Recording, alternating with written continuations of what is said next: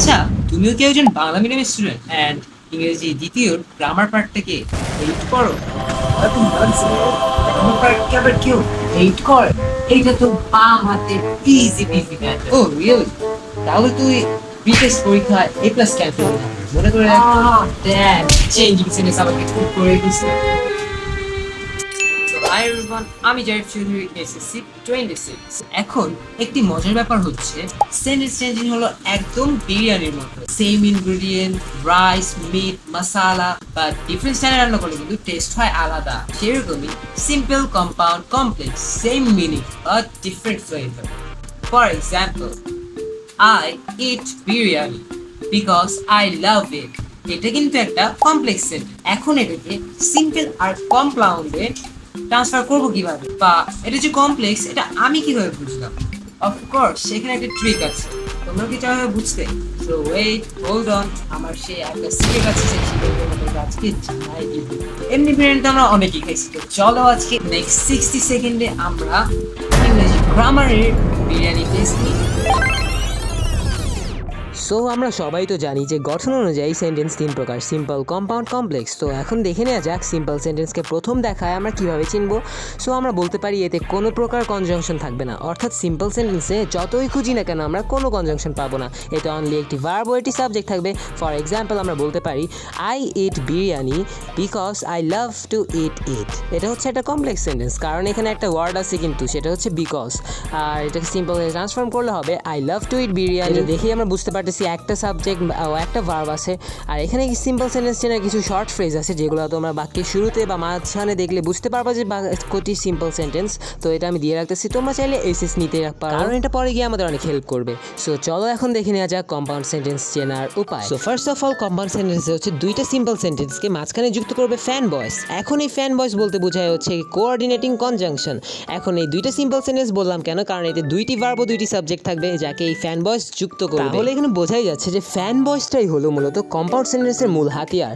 এখন এই fan voice হচ্ছে কয়টা আছে যা দিয়ে এই ফ্যান ভয়েসটা গঠিত, যেমন এফ দিয়ে হচ্ছে ফর, এ দিয়ে 4 প্রকারের অ্যান্ড বাকিগুলো দিয়েও কিন্তু আছে, বাট বি দিয়ে কিন্তু শুধু অনলি বাট হবে, বিকজ হবে না। যেমন এক্সাম্পল হিসেবে আমরা বলতে পারি I eat biryani because I love it. এখন এখানে যে বিকজ আছে এটা কিন্তু ফ্যান ভয়েসে আসে নাই, এই বিকজ হবে না, এটা হচ্ছে কমপ্লেক্স সেন্টেন্সের। সো এই I eat biryani because I love it এটা কিন্তু কমপ্লেক্স সেন্টেন্স। এটাকে যদি আমরা এখন কম্পাউন্ডে ট্রান্সফর্ম করি এটা হবে I love biryani and I eat it. এখানে যেহেতু অ্যান্ড আছে, আমরা দেখতে পাচ্ছি ফ্যান ভয়েসে অ্যান্ড আছে, সো এটা হচ্ছে কম্পাউন্ড সেন্টেন্স হয়ে গেল। এখন যদি আমরা আরও বিস্তারিতভাবে দেখতে যাই তাহলে দেখতে পারবো আই লাভ বিরিয়ানি, এটা হচ্ছে একটা সিম্পল বাক্য। সো এটা সিম্পল বাক্য 1। অ্যান্ড সেকেন্ড যে সিম্পল বাক্য সেটা হচ্ছে আই ইট বিরিয়ানি। সো এই দুইটা হচ্ছে আমাদের দুইটা সিম্পল সেন্টেন্স হয়ে গেল। এখন এই দুইটা সিম্পল সেন্টেন্সকে একটা কোঅর্ডিনেটিং কনজাংশন দ্বারা যুক্ত করা হয়েছে যেটা হচ্ছে ফ্যান ভয়েস। ফ্যান ভয়েসে আমরা দেখতে পারতেছি অ্যান্ড আছে, সো এটা হচ্ছে ফ্যান ভয়েসের একটা উদাহরণ।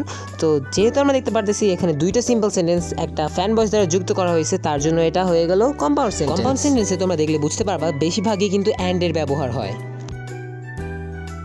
সো চলো এখন শিখে নেওয়া যাক কমপ্লেক্স সেন্টেন্স কীভাবে আমরা চিনতে পারবো। So first of all, complex সেন্টেন্সে কোনো প্রকার ফ্যান ভয়েস থাকবে না, অর্থাৎ কম্পাউন্ড সেন্টেন্সের যে মূল হাতিয়ার ফ্যান ভয়েস সেটাই কমপ্লেক্সে আসবে না।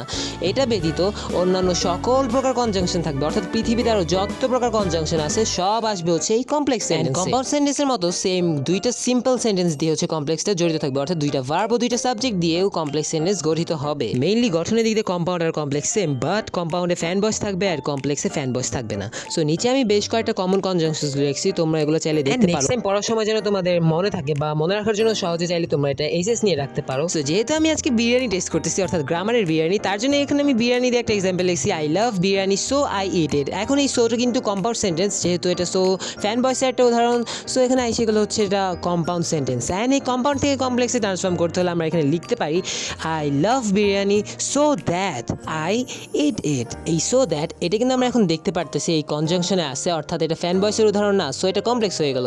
সো আশা করি আমাদের এই 3টা শিটস দিয়ে তোমরা বুঝতে পারছো। অ্যান্ড এই 3টে থেকে তোমাদের যেগুলো কেসেস নিয়ে রাখতে হবে, তোমাদের প্রয়োজনে বা কাজে লাগতে পারে, সেগুলো হচ্ছে চেঞ্জিং সেন্টেন্সে যেমন সিম্পলের কয়েকটা শর্ট ফ্রেজ আছে, তোমরা চাইলে এটাকে এসএস নিতে পারো। তারপর হচ্ছে ফ্যান বয়েসে যেটা আছে তোমরা এটারও এসএস নিতে পারো।